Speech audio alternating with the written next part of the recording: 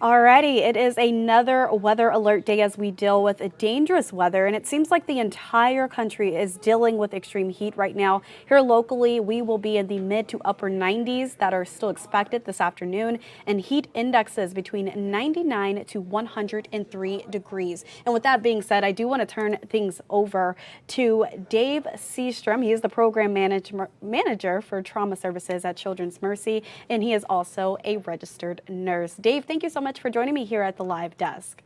Yeah, thanks for having me. Of course. Now, I think that this interview is very timely as we are dealing with extreme heat this week, I should say. I do want to ask you, just how dangerous is this weather? It is extremely dangerous for children, and actually more dangerous for children than it is for our adult counterparts. Children are really bad at regulating their own heat, and they kind of rely on us to take care of them and know what's best for them. So when the temperatures get above 90 and start the heat index and humidity and stuff start to rise, it really does put children at a great risk for having heat-related illnesses and injuries. Yeah, and we are going to be talking about this for the rest of the week and as we go into the rest of the summer months. I do want to touch on this study that was just released on CNN yesterday. They found that the risk of a deadly heart attack may double when people are exposed to extreme heat and high levels of particle pollution. Now, I do want to ask you, how do you know when your body has had enough and when it's time to go inside and drink more water?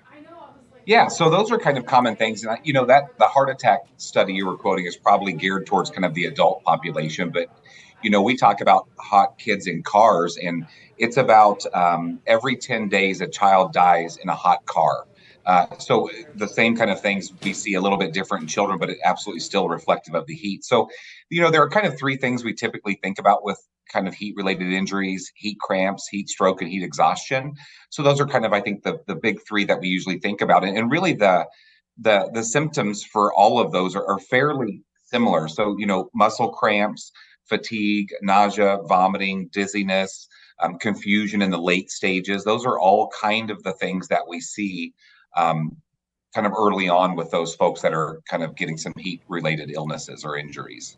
Symptoms to definitely keep in mind. Now, I do want to come back to those symptoms, but I also want to bring up a story that comes around every time during the summertime, and that's leaving a child in a hot car. And I've heard a lot of stories and a lot of people saying, professionals, saying that it's probably best to leave something in your back seat to make sure you're not leaving your child, like even a shoe. Is that correct? It's 100% correct. I mean, literally every 10 days, a child dies in a hot car, and 50% of the time, people have just forgotten that they're in the back seat. And it's, whether mom or dad switch roles for the day, whoever's dropping the kid at daycare, and then the kid was sleeping, so they weren't making any noise to remember that they were there. So we always tell people, leave something like a purse in the back seat. So you have to get in the back seat, when you get to your destination, or set an alert or reminder on your phone that says, at work, check the back seat kind of thing. So anything that just kind of helps us remember that they might be back there if, plans have changed for the day or whatever. And you mentioned the symptoms as well. It's especially important for parents to keep their eye on their children because how often is it that children know those symptoms and they know to alert an adult when they have those symptoms? And that's the difficult thing about taking care of kids. You and I would say, oh, I'm really not feeling good. Oh, my stomach hurts, or I'm feeling nauseous. Kids just don't understand what that means. They just kind of start crying and get upset, and we, not sure if they're hot or they're hurting or what's going on. And so it really is important for parents to pay attention, and especially, I think you said earlier, we're going to be in the mid to upper 90s today, and the heat index probably even worse. We tell folks, if you've got a 6-month-old or less and it's going to be 90 degrees outside, your best bet's just to stay inside. We don't want those really young children outside for any extended period of time. And not just the young children, it's even the kids that are out playing football at the park or have some sports practices, extremely frequent breaks. And I mean, probably every 15 minutes to make sure they rehydrate and cool down. And that's not just stopping running around, it's going to the shade or going to air conditioning to actually let their body cool down a little bit, because those are really important when it starts to get this hot. And as the humidity rises, we sweat, but it becomes less efficient because that sweat doesn't evaporate off of us. So your ability to kind of get rid of that heat starts to kind of go away a little bit. Some good points there. And parents, when they're off of work and when their children are out of school, they're thinking, let's take them to the park, let's take them to the pool. But I know our meteorologist, Greg Bennett, actually mentioned that when you take your children to the park, be aware of the park equipment. Can you speak a little bit more about those burns that you all may be seeing at Children's Mercy? Extremely hot equipment. We kind of look at a car and say, if it's 80 degrees outside with direct sunlight on the vehicle, the inside temperature of that car will get to 130, 136 degrees within an hour or so. So just translate that into the metal, shiny metal, fun colored playground equipment that's baking out in the sun all day long. Just making sure the slides are cool enough. I mean, even the handrails can be extremely hot for younger children. And I always just remind parents and folks that young kids' skin is kind of like our older geriatric patients. It's a little bit thinner, a little less protection. So it may not burn you or I at 30 or 40 years of age, but a 4-year-old and an 85-year-old, very different kind of reactions to those things.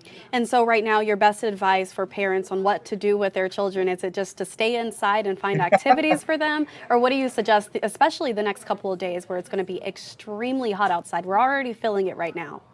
Yeah. Well, I don't want the viewers to beat me up and say you have to stay home with your children. But we want kids to have fun, right? In the summertime, we want them to enjoy the pool, just taking as many precautions as you can, because nearly every heat-related illness or injury is really preventable if you're just paying attention to the safety kind of things. Using sunscreen, drinking plenty of cool water or sports drinks are okay. Making sure that you take frequent breaks and get into the shade or get into some air conditioning to cool down. So if you actively, do those kind of measures, I think you're probably going to be pretty safe. But if there's any doubt in your mind, then my advice would be just stay inside and let them play on the Xbox. Hey, it works out. You're definitely staying cool if you can. And I always suggest to people, if you really need some air, just walk through the freezer aisle in the grocery stores, and that's where you will find your air. I want to touch on this again. This is coming from our meteorologist, Greg Bennett, and he says that Thursday and Friday, heat indexes are expected to range mainly between 103 and 108, with local areas possibly reaching 110 degrees. So definitely keep that in mind and make sure you all are staying hydrated. Dave, before I let you go, is there anything else that you want to touch on for our viewers to let them know? Just very quickly, if your kids start to develop some of those symptoms like muscle cramps, fatigue, nausea, vomiting, dizziness, the very first thing is to get them out of the hot environment and start cooling them immediately, right? So get them into some shade. If you can get them into a car that's air conditioned or a building, that's really the very first thing that you want to do. And then, giving them some cool liquids is great. If they start to come kind of confused or it looks more significant, then really getting them to some place that can care for them or calling 911 is really important. Heat cramps is kind of the beginning of the heat illnesses, and it ranges all the way to heat stroke, which is life-threatening. So we want to catch these things as early as possible. And that really, the first step is just getting them cooled down is kind of our number one thing. So.